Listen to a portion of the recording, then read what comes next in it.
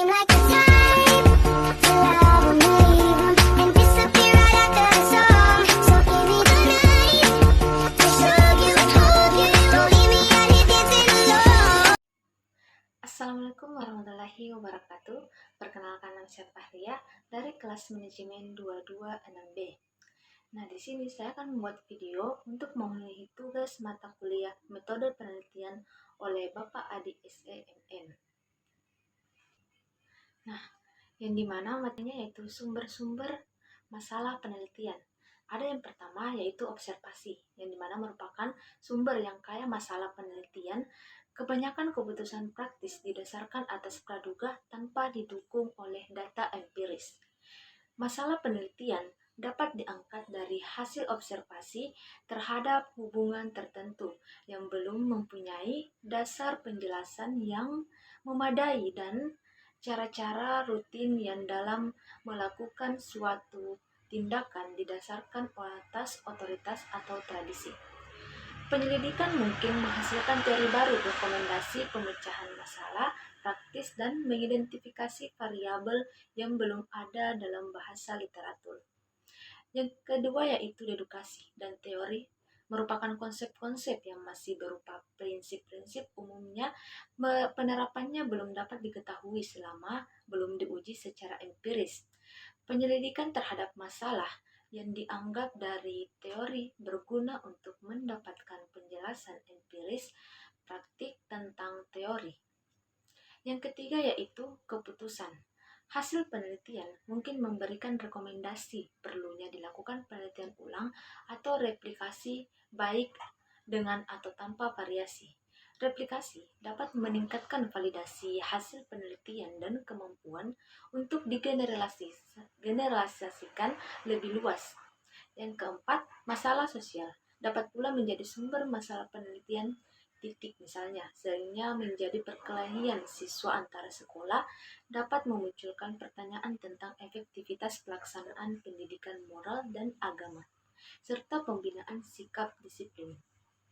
Yang kelima yaitu pengalaman pribadi, dapat memunculkan masalah yang memerlukan jawaban empiris untuk mendapatkan pemahaman yang lebih mendalam. Materi yang kedua yaitu adalah menggali masalah penelitian, yang dimana menggali masalah penelitian yaitu kegiatan menemukan dan merumuskan permasalahan yang akan diteliti. Masalah penelitian merupakan bagian awal yang penting dalam penelitian.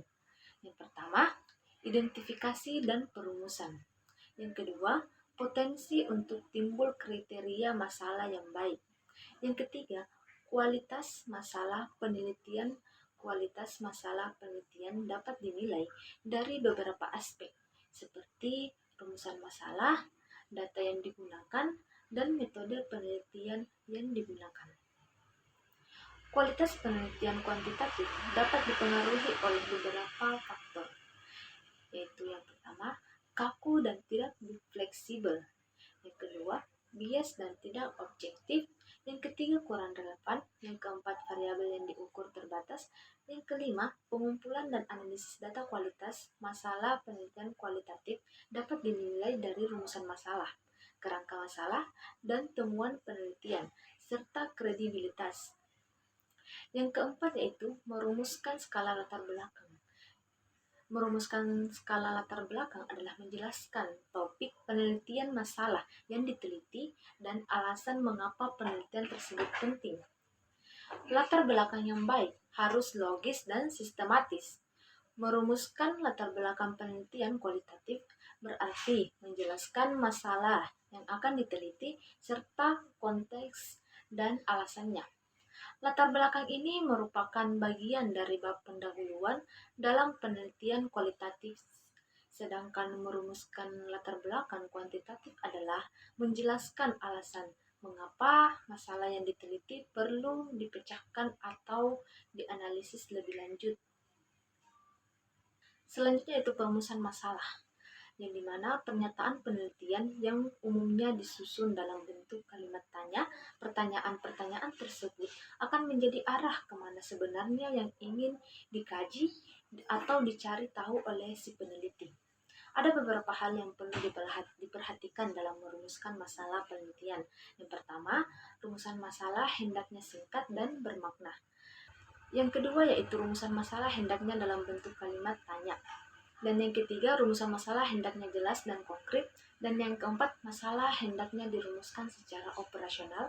Sifat operasional dari rumusan masalah akan dapat memungkinkan peneliti memahami variabel-variabel dan sub-sub variabel yang ada dalam penelitian. Perumusan masalah juga haruslah dibatasi lingkupnya sehingga memungkinkan penarikan kesimpulan yang tegas. Kalau disertai rumusan masalah yang bersifat umum, hendaknya disertai penjabaran yang spesifik dan operasional.